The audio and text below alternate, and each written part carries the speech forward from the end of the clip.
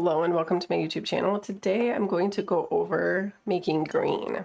Now I'm always using the primary colors Liquitex Basics. So I use the primary blue and the primary yellow, which are these colors right here. These are what I always have on my palette. My primaries, primary red, primary yellow, primary blue, plus your black and white. And then I'm going to talk about some other shades that you can play with when you're exploring the world of green. So I always choose to work with the primaries in my videos because they're the most versatile, it's the most cost effective and least complicated. So all you need are those three paints plus black and white, and you're going to get the most versatility across the board. So it doesn't matter what you're making. You can make pretty much any color with these colors. You can get pretty close and you're going to get really good results. Now, it's not going to be the best that you can get because these are versatile. So it's the best with versatility, which is why I choose it, because I think it's really fun to learn with these colors. But if you want to get a little more crazy and you're like, I am going to be making a painting that's like primarily utilizing blue-green colors and you want to get the maximum like range, you can invest in some different paints. And I'm going to talk about which ones do what and which ones I like and why, and what are the best and worst for getting vibrant greens. Now, your green, sometimes you want a dull green because you're making a painting that's very earthy, like these like army green, olive green, very sage green, like very earthy shades of green. So pretty. I love the earthy shades. But you first want to understand what colors are going to make the really vibrant shades of green. And then to dull your paint, all you need to do is add some red into it, and that's going to dull it. And you're going to see why some paints are already going to mix dull to begin with. So a couple of times I've done live classes or online classes, and people get very, very dull greens. Where I'm using the primary, I'm getting very vibrant greens, and they're wondering why. And it's just because they're starting with the least vibrant shades. So they're getting those earthy shades. Maybe they don't want that. So this is the explanation. Now we have just two shades of yellow we're going to work with. Our primary yellow, which is here, and then we have the cad yellow.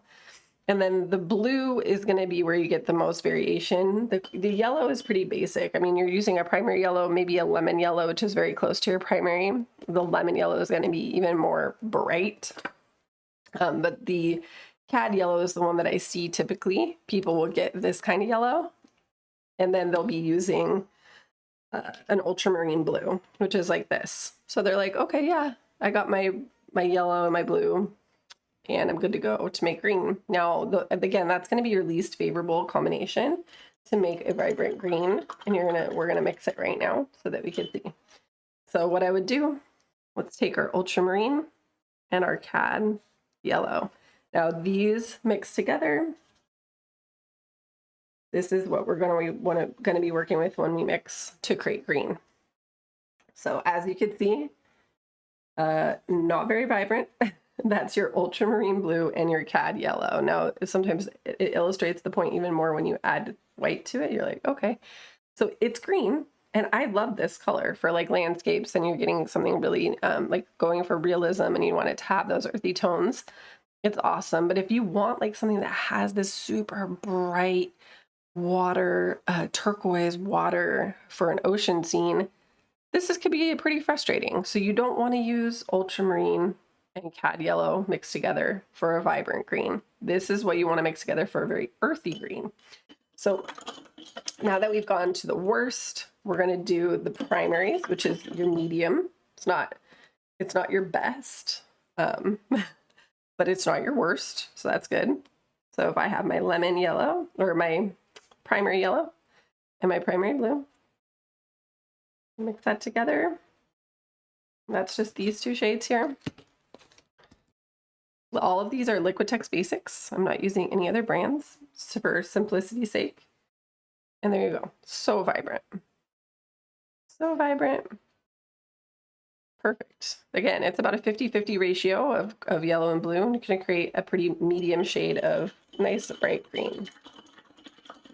Now, for your ideal, for the best mix, you want to go even closer towards like a shade of blue that's even more closer towards green. So you could use something like a cerulean blue, which is really green leaning, and then you use your primary or lemon yellow.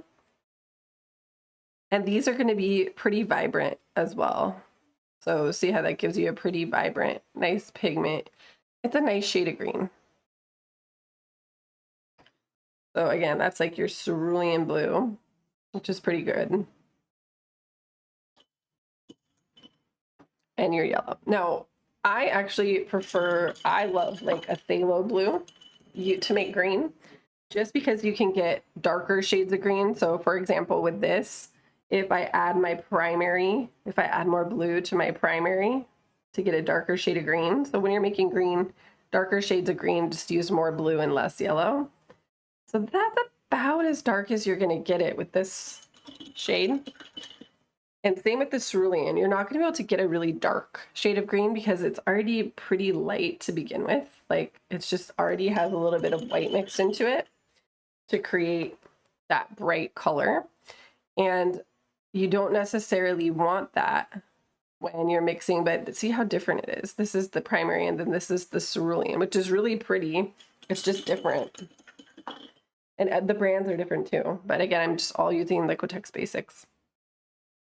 But my phthalo blue is one of my favorites for making green because I can get really dark shades of green. So here's my phthalo blue. And again, I want to use that primary or lemon yellow. And then if I add my yellow, now I have a nice, look at that dark green. It's really dark and nice, super nice. Now the more yellow I add, the more vibrant that green's gonna look. It's actually one of my most favorable colors. So again, the cerulean's pretty good, but I feel like the phthalo blue is my favorite blue for making green, besides the primary. I like the primary too. And then the more yellow I add, just that, the more lighter and vibrant it gets. But see how I can't get as dark with the primary? So that frustrates me sometimes when I'm painting, which is why I like the phthalo. It's such a good, nice, dark, rich green. And then it just moves so nicely and so vibrantly into those lighter shades. Such a great shade. And I love phthalo blue so much to where I would say you could even swap your primary blue for phthalo blue, because I do a lot with phthalo blue. It's just such a beautiful color. And again, one of my main reasons is that I can get those really deep, dark shades of blue green that I cannot get with the primary. And yeah, it just makes me, it's a little richer, it's a little more pigmented, so it's fun. Now, the next thing you can do is buy green. So phthalo green is super awesome, and you're gonna see how vibrant that gets. So if I were to just take my phthalo green by itself, it's like you really are hard pressed to get that by mixing.